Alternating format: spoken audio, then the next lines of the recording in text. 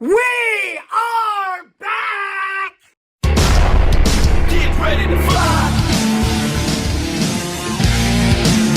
Flight 527 ready for departure.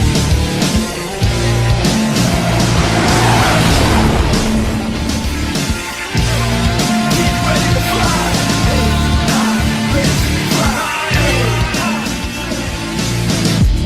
Good morning, afternoon, and evening, ladies and gentlemen. Welcome back. Season 5? 5. COVID. This playoffs. First round exit. Now, Season 5.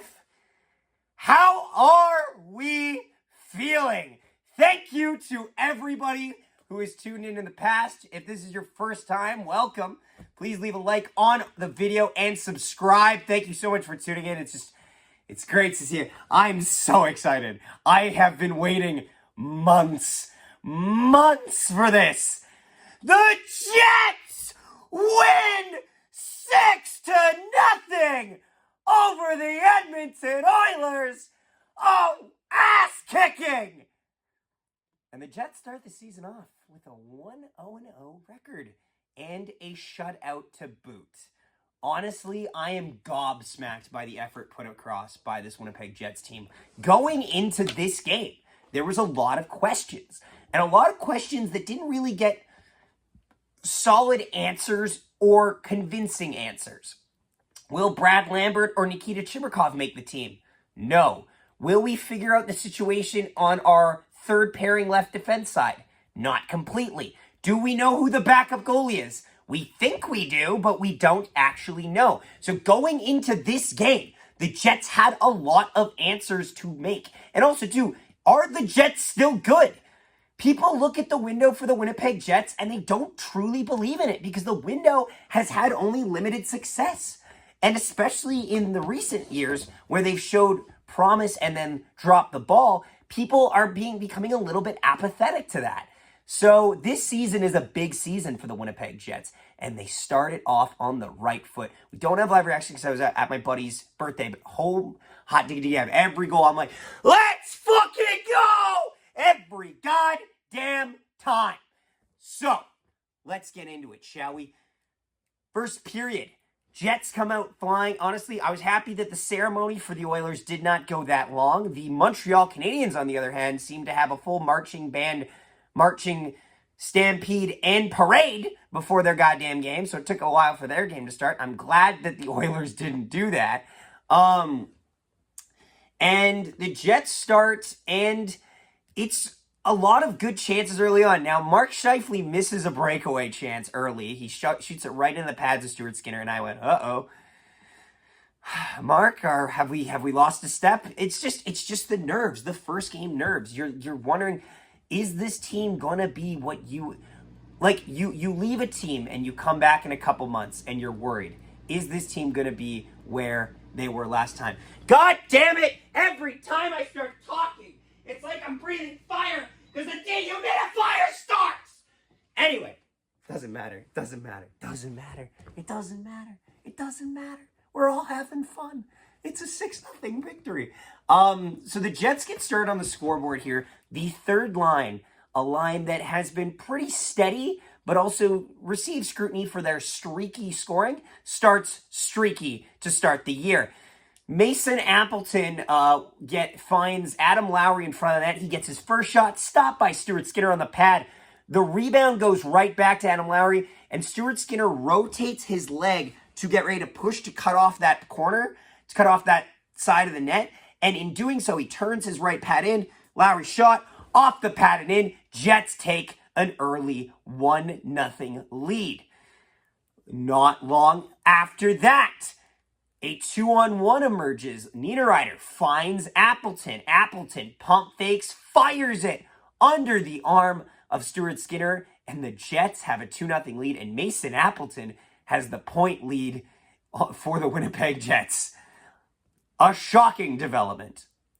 The rest of the first period is good. I think the Jets did a phenomenal job of limiting McDavid and Draisaitl. If this game could have been, this game didn't have the complexity of a regular game against the Edmonton Oilers. Usually when you play against the Edmonton Oilers, your brain is watching the puck, but there's about 10% of your brain going, but where is McDavid? Where is he? I don't trust this.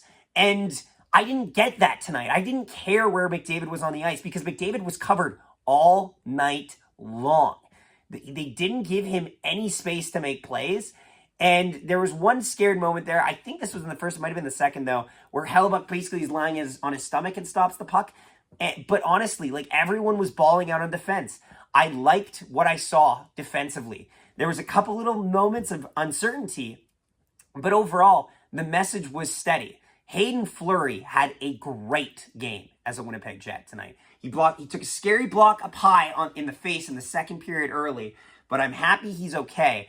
But he was blocking shots out there like crazy. Up 5-0, and in the third period, he's blocking shots like there's no tomorrow. That is character you can't buy.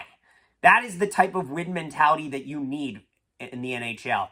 We go into the second period now. The Jets have a 2-0 lead. People are wondering, what's the Edmonton Oilers' response going to be? The response is going to be absolutely goddamn nothing. Jets open the scoring in the second period. It is, oh God, which goal is this? It's backdoor to Cardio Kupari. Rasmus Kupari gets his first as a Winnipeg Jet, and it is his second year on the team. He hasn't scored in 70 games. We called him Cardio Kupari because he didn't get any points and he just skated around. Guess what? He's already flipped the script in game one. Kupari, now granted, there is a joke here that Kupari tried not as hard as he could not to score and couldn't help himself by banking it off Stuart Skinner and in the net with a completely wide open net, but I digress. Kupari gets a big goal here for the Jets because it just really opens the floodgates.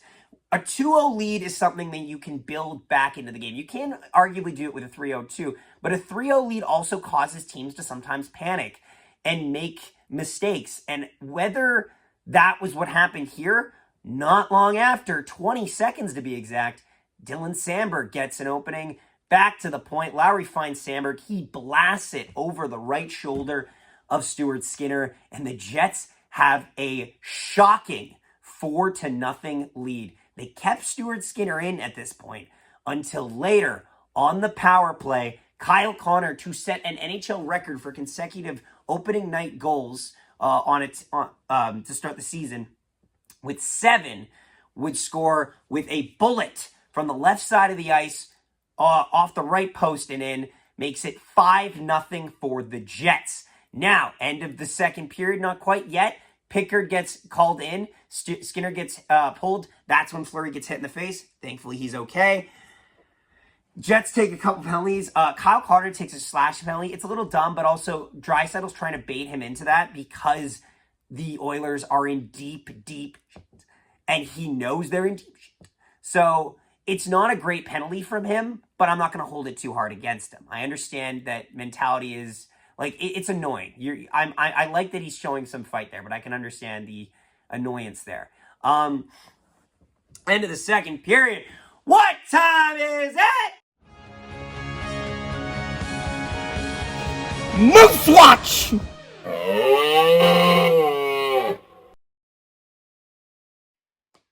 Moose Watch! Moose are doing tryouts right now. They haven't finished them. Graham Sword and I believe Matthew Thiessen are still at the camp, even though they're the only two guys. Last I checked, they're still at the camp.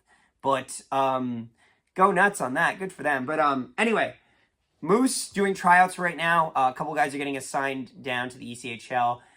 Mostly just guys on AHL contracts. Chaz Lucius seems injured to start the year, which is a little bit of a tough sell. However, the prospects look okay. I'm going to start with some of the uncertain prospects right now. Fabian Wagner is having a rough stint. They've already signed him to an ELC, so he is going to come over to the Manitoba Moose eventually. Right now, I don't want to say it was a preemptive signing, but he's not having the best year. We'll just say that. They're starting him as the 13th forward, so he's going to have to adjust to that. Other prospects to watch, Kevin, he is a goddamn weapon. A 6-point night, I believe I read, for Kevin He, and he, pardon the pun, looks amazing. He does. He is phenomenal. And I'm excited to see how his development takes place, honestly. I'm waiting for that ELC to come over the desk because I think it is inevitable, it is completely necessary, and people are going to really be excited for Kevin He. He's looked phenomenal with the Niagara Ice Dogs, a team that wasn't known for their offensive capabilities, honestly, in the last couple of years. He led the team in goals, but he didn't really... It was kind of a low bar ceiling, but now he's been doing phenomenal. Colby Barlow and the Oshawa Generals looks all right. Kieran Walton having a good start to the Sudbury Wolves campaign. He's getting on the scoreboard quite a bit. Definitely recommend checking him out. Those are the main prospects I've been able to look around for. And then also, too, Elias Salomonson is looking to rebound from being one of the last cuts out of Winnipeg Jets training camp, as is Nikita Chibrikov and Brad Lambert, hoping that they can continue that success in the AHL level. That has been Moose Watch. So we go into the third period, and the Jets ride this one out properly. They kill off the penalty to start to complete the beginning of the third period, which is big. Then from there, it was a little bit chaotic at times, and there was some collapsing when they didn't have to, but they were protecting a lead, and I respect that. And then Mark Scheifele on the power play gets a nice pass across. He buries it to make it 6-0. And at this point, the exits are starting to get flooded because Oilers fans are leaving the building. And the Jets just keep killing and suffocating the Oilers until finally the clock runs out and the Jets have won the season opener. They come back home on Friday. They will play the Chicago Blackhawks and Connor Bedard. I want another win there. This team can start real hot if they play like they did tonight. Now, people are going to look at the Oilers and be like, they had an off game. I don't completely disagree with that, but 6-0 is a statement. 6-0 is a damn statement. You don't fluke your way into a 6-0 win. You earn those wins, and the Jets did that tonight. In terms of 3 stars of the game, honorable mention will go to Hayden Fleury. Blocked some amazing shots, and honestly, as the guy that was kind of the guy on the bubble in terms of defenseman, he showed a lot of promise. 3rd star of the game is going to go to Rasmus Kupari. First goal as a Winnipeg Jet. He gets it game 1. He gets the monkey off the back. I hope that this opens the floodway on how he can play this season. He doesn't need to be phenomenal. I need to just see that he belongs here, though. 2nd star of the game has to go to the Hellebunker himself, Connor Hellebuyck. Shutout in the season opener after all of the doubters, the naysayers, talking about that 8-5 loss to the Minnesota Wild in the preseason. Cut the crap. Hellebuyck gets a shutout. 1st star of the game, though, has to go to Mason Appleton, all over the scoreboard early, and that was the key. How the Jets struck early dictated where the rest of the game was going to go from that point onward. Thank you all so much for tuning in. Let's have an amazing season. Comment down below. I will catch up on comments, I promise. Appreciate you all tuning in. I'm excited. Jets win, baby. Go Jets, go. Nikolai Ehlers chips it through.